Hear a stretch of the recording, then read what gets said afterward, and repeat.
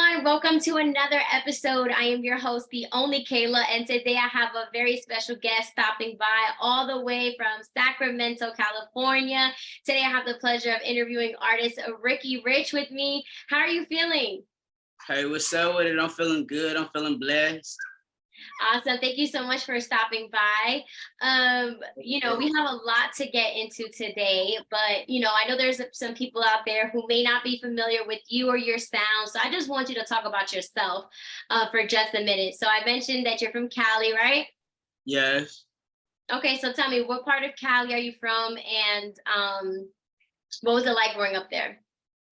Okay, I'm from South Sacramento, born and raised. I stayed in the Bay Area for a few years, but came back to Sac. And it wasn't all that good, you know. My mom died when I was 10 and I kind of got traumatized. And I jumped into the streets and went to jail a lot. That's where I found out how good I was with the music. And after a few times in and out, I decided to start taking it serious. A lot of people was telling me that I was good at it and stuff, so I learned how to get paid for it and just start taking it serious, and I start getting good results and stuff. Well, that's definitely a good story. First, I want to say I'm sorry, about losing your mom. I know that has got to be really, really hard. How has her loss inspired you to like be an artist, or even inspired your music today? Her and my uncle, they always used to like sing a lot. They was like real good singers, like at all the family events and stuff. So like as I got older, I'll be thinking about them a lot. And I'm like, my uncle just passed away though. And he was talking to me and my little cousin Butter Luch, and he was telling us to start taking it more serious. So like I start pushing it, and then next thing you know, Fat Joe hit me up. Really? So we got to get into that. So Fat Joe reached out to you to do a record? Just like promotion, you know, he promoted me like out on my song. He just dropped like a little video of it, sent it to me and stuff, you know, for I could like work my way up and stuff. Hmm. Yeah. That's dope. So what was it like for you getting like a Fat Joe cosign in a way, him promoting your music, and to just have someone that big and that legendary, backing you up? It's a blessing, and like a lot of people in my city right now are looking at me like I'm opening up doors out here, you know, because it's a few people that open up doors out here in Sacramento, but it's like kind of like, you know, probably in like negative ways and stuff. Like I'm just doing it like off my speech, you know. Yeah. And yeah, I'm just trying to bless others as much as I get blessed, you know. So now not only did Fat Joe promote your music, but you guys have a record together, correct, right? Yes, it's called Yo Yo. So tell everyone a little bit about that record with Fat Joe, because it's dope. Yeah, okay. So when he hit me up, you know, he gave me like options of what I could go about with doing with him, you know. And I told him I wanted him to present me on a song. And he sent me like a little recording, you feel me? Giving me a shout out, telling everybody in South Sacramento he want them to stand up for me, you know, shout out me. And it go crazy. I'm finna do a video to it soon. Awesome. So, you had mentioned earlier that, after your mom passed away, you had kind of gone to the streets and you were in and out of jail. And then that's when you kind of realized, like, okay, maybe I should start, doing music. I guess you can say you like found your passion to do music. Tell me, what was that defining moment for you? Like, where you, after like maybe making some songs, you were like, all right, I got something here. Like, I can really do this. Yeah, like, you know, you got nothing but time just sitting in the cell. So I was just in there writing and writing and writing. And then I was rapping out loud, and it's like an echo in there. So I could hear my voice. And then like a few times the police was like walking by doing like count checking on us and stuff. And I'll look up and I'll see the police at my door just sitting there listening to me smiling. Like, hey man, rap that one again, man. And I'm like, damn, man, if the police like it, I gotta, you feel me? So I just start writing and writing and writing. And then I got out, start recording it, and, you know, just start going crazy with it. Start taking it serious. That's dope. So not only, did you find your passion, making music, fortunately, like you're behind a cell. And I know where a lot of times people, can either dwell on their situation and why they're there, and other people can use that time to really make something out of themselves. We see a lot of people go back to school and pick up a trade and things like that. So I think it's amazing that during that time you discovered your passion and that you really just took off with it. Would you say that making music has also since then kept you out of trouble? Now it has, yeah. Like now that I start taking it serious, when I wasn't taking it serious, I was just like, but now like I made like $100 so far off it. I've been rapping for what, like 2 years. It's loading up slow, but I just need more exposure.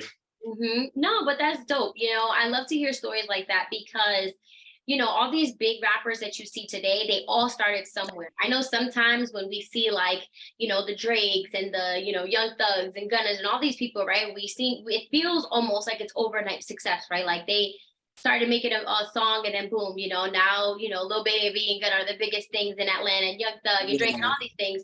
But, they all started somewhere. And I think it's wonderful that you said, well, I made $100 so far. That's great. You should definitely yeah, congratulate yourself on something like that. Because I remember recently Drake had posted, I think it was like a pay stub, and it was like his first show. He said he used to do a lot of shows for free. And then he had a show where I think he opened up for don't quote me because I don't remember who he opened up for, but I think got paid like $100 or $300.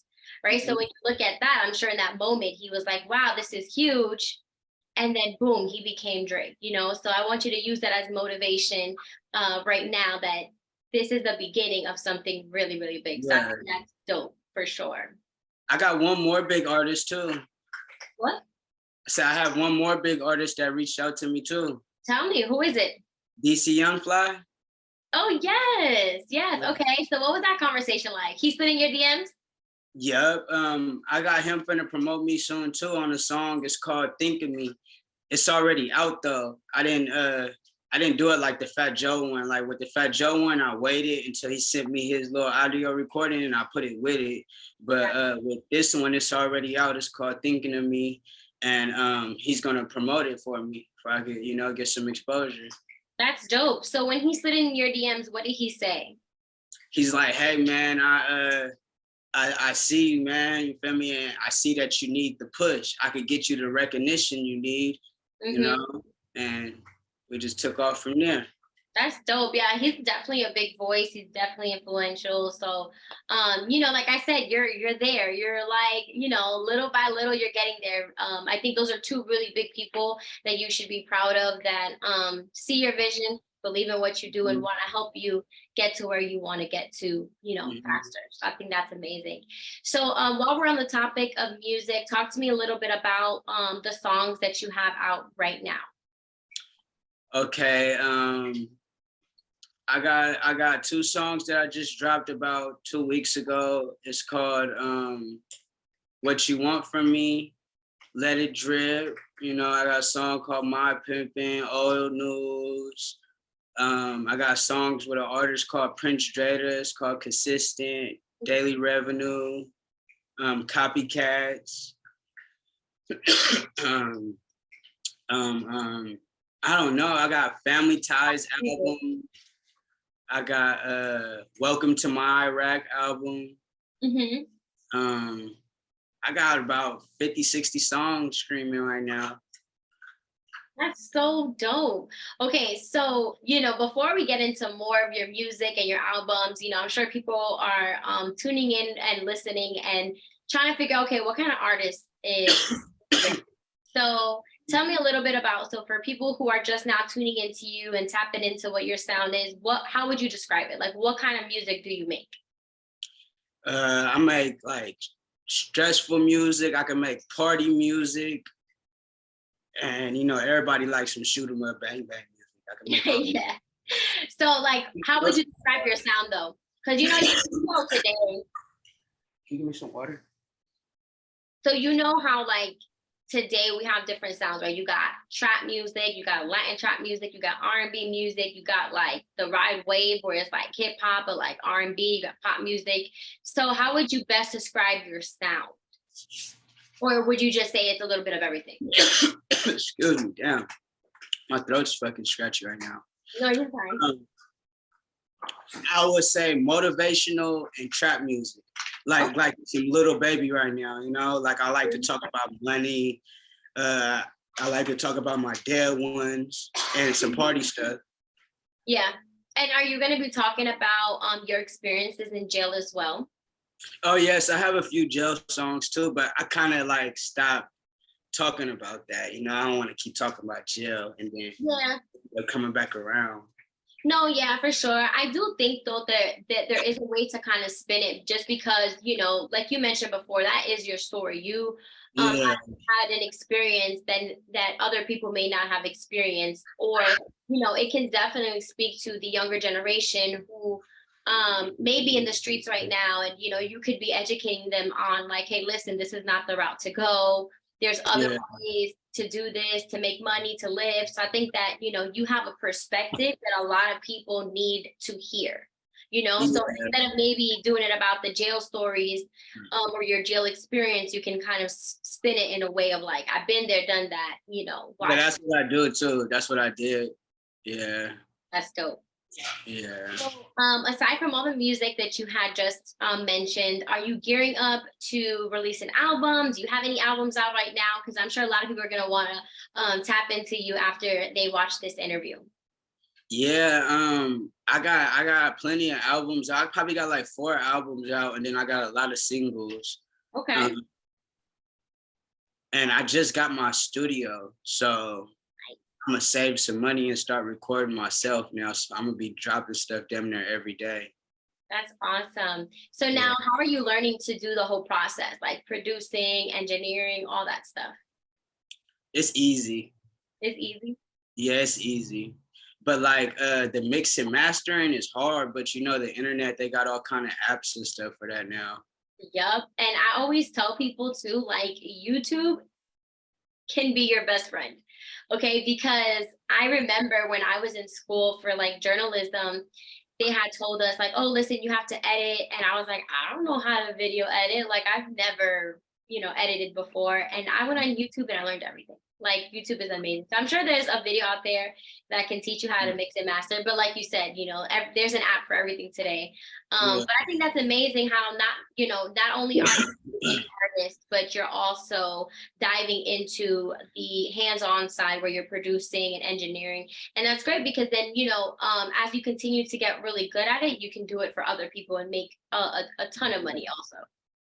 Yes, I even just bought a camera too, so I got a green screen and stuff. I'm gonna practice on doing videos too. Nice. Yeah. That's awesome. You know, I firmly believe that people who take the initiative to, I know sometimes it can be hard doing everything at once because I do the same, but I do believe that people who take the initiative to learn and to do that for themselves, I mean, turn out to be like these creative geniuses. Look at Tyler the Creator; he does everything himself, Yeah. and he's freaking like number one. Yeah. So I think that's I be dope. seeing a lot of big dudes like on the internet, they be having their own studio in their house. Hmm. It really save you some money though, because like dudes be charging like 50 to like probably even 100 an hour just Hmm. for some studio time. Exactly. Now you can flip it and now you can charge, you know, you can charge that in your house. They come to Yeah. my studio. You know, I got you. Yeah. So tell me, you've gotten this to work with several artists. Who is somebody that's on your list? Give me like your top 3 people that you would love to work with. It doesn't have to be like super big and it doesn't have to be like, you know, hometown local people either. Just like who would be your top 3 people you would love to work with? Some old school people like Snoop Dogg, Ice Cube. I like Lil Baby right now though. He's like real motivational for the young dudes right now, you know?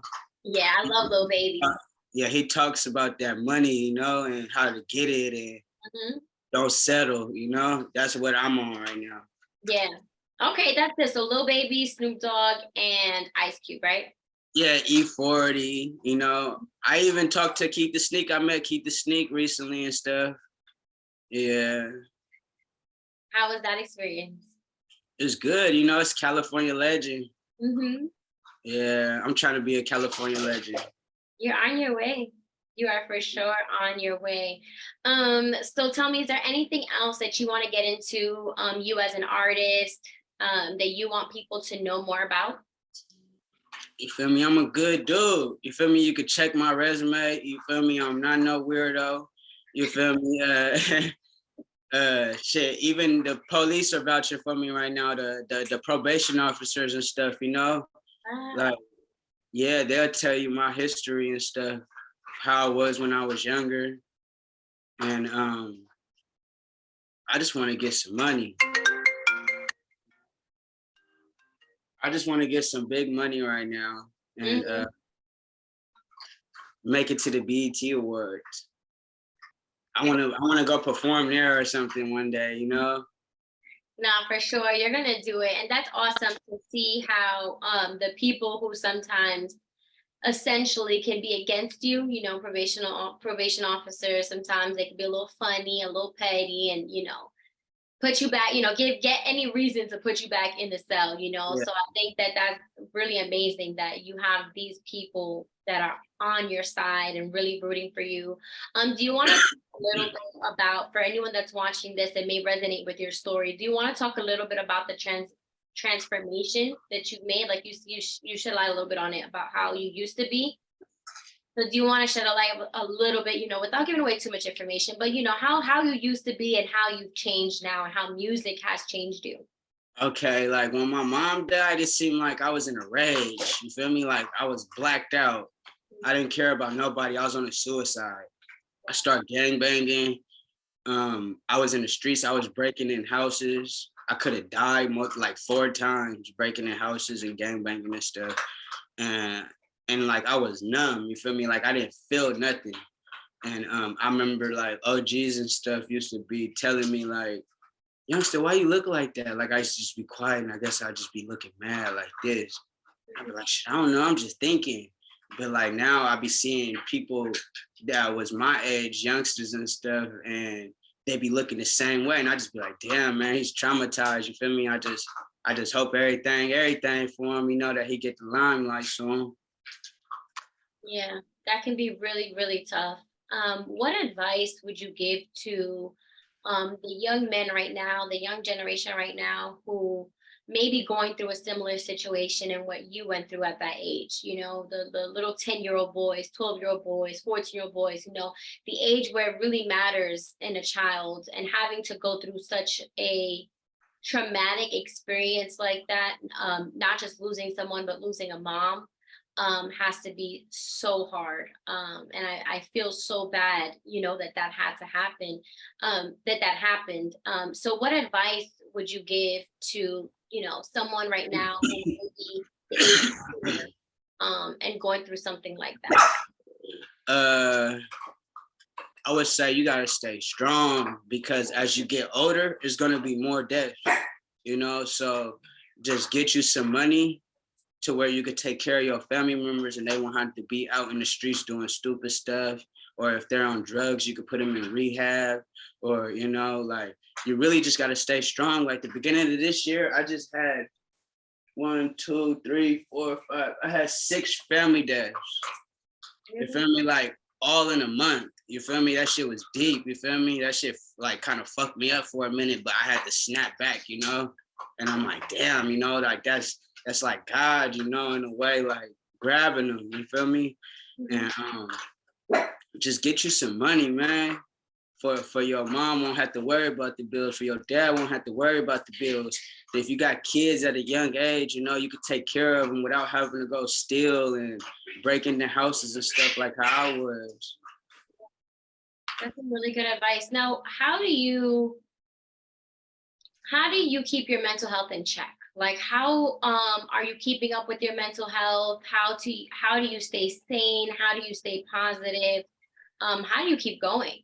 Because you've I been ain't through. gonna lie. I ain't gonna lie, like jail helped me a lot because I had time to really just sit there in a fucking bathroom. You feel me? I was locked in the bathroom. I came out when they told me to. So I just really had time to sit there and think of everything I did wrong, you know? And I'm like, damn, that's all I needed to do? Damn, that's all I needed to do. You feel me? Oh, when I did that day, I could have just did it this way. And I was reading a lot of books too. You know, it's a lot of books like Art of War, the Art of Seduction and stuff, and it show you how to like be more player about things and stuff, and just sit back, how to be quiet and read people's body language and stuff, you know. But like mental health wise, jail really helped me out because I seen people. I was in there with people that had life, you know. They've been down like my whole life, and they knew they wasn't coming home and shit, and they was just in there chill. And I'm just thinking like, damn, man, if I had life, man, I'd be here tripping. Feel me? But they used to tell me, they'd be like, you'll be up in here tripping, but you'll be in the hole. You couldn't go to get a visit. You couldn't get no commissary, nothing. You'd just be in the hole. And then you'll be going crazy, really. But like, you know, jail. Yeah, that's good, you know, and I'm glad that you learned from that experience because we see a lot of people, even within my experience, you know, with people that I'm close to, you know, where we see a lot of people, they go to jail and they don't learn from that experience. They continue to put themselves back in the same situation. And instead of assessing, okay, how did I get here? And how can I make sure I never get here again? And yet, you know, they just end up in the same situation. But I think it's perfect what you said, right? Because you took that moment and you reflected on what you went through and the decisions that you made. You know, 'cause Yeah, I think what it boils down to is the decisions that we make in those situations. That's how we get there, right? And sometimes it can happen in the blink of an eye. Sometimes people just snap, or sometimes people are hungry and, you know, they make these crazy decisions and in the moment it doesn't seem crazy, you know, but it leads me to these bad situations. So I'm very, you know, happy that you were able to self-reflect and able to say, okay, I'm in this situation because of the decisions that I made, and I'm going to make sure that I don't make these decisions again. oh, And you've been on the right path ever since. man, I can't look back, you know, and especially my uncle just passed away on me. This dude right here. Let's see him. He just passed away on me, and he was singing right here in this picture, you know. And me and my little cousin Butter Loach, we was the last two people to see him, and he gave us like a long speech. It was like Thanksgiving. We brought him some food. We stayed the night over there with him, and he was just telling us like, you know, we gotta be the ones out the family that blow, that could show everybody something different. You know, and then like, just like with the Fat Joe thing, you feel me? Like people see I did it, like, bro, Fat Joe, what? Like, you know? And that's so crazy because Fat Joe, so I'm from the Bronx. I live in Atlanta now, but I'm from the Bronx. And Fat Joe has been on my top 10 list of people I want to interview. So I'm happy that you got it because I, for whatever reason, cannot get in touch with Fat Joe whatsoever. But I'm so happy that you got that feature, that you got that co-sign, that you got that promotion. And I'm just so happy for what's gonna happen in your career. You know, this is just the beginning, so don't get discouraged. This is a very tricky industry. But I always tell people that if you're passionate about what you do, it kind of doesn't matter of when the success comes because it's gonna come at some point, you know? Yes. So I could that's get you in contact with Fat Joe. huh? I could get you in contact with Fat Joe. For real? Yeah. It costs though, you know, like I'm out here breaking myself to be in contact with him, but like, you know, it costs a little bit, you know, but I can holler at him for you. Nah, for sure. That would be dope. We'll definitely talk. But before we wrap this up, I just again want to ask you, is there anything else that you want to touch base on? Anything about your music, your story, your experiences? Hold it down. Yeah, like just I'm gonna have more music coming soon. I'm gonna drop like 2 videos. I'm gonna do the Fat Joe presents Ricky Rich. I just want y'all to tap in with me, man. You know, believe in me. I'm gonna come fuck with it, man. Tough. Go lay down. So now I want you to tell everyone Go. your can, now I want you to tell everyone where they can follow you on social media and how can they listen to your music. Okay, my Instagram is $1,000,000 Plan. Type that in until you see Ricky Rich under it, and you're gonna see me on there. My Facebook is Ricky Rich, Ricky with an EY, Rickey. They keep blocking me on Facebook though. Where for you keep going to Facebook jail? Yeah, Why? because I be sharing my music a lot, and I think I probably need to unfollow people because I feel like people are hating on me. That could be it too. I had literally the other day someone try to hack my Instagram. So Man, I got TikTok as Ricky Rich 51. My music is on all platforms: Apple, Spotify, iHeartRadio, Deezer, anything you listen to. You could type in my name and I'm gonna be on there. okay, awesome. Thank you so much for stopping by, Ricky Rich. I had a great conversation with you. I loved learning about, your life history, your experiences, and most importantly, the music. I'm so excited for your career, and I can't wait to see where you go. Okay, so remember to never give up and never stop believing because you got this. You're gonna make it out of your family. Okay, I'm like seriously convinced. My mama, I appreciate it. I wish the best for you too, love.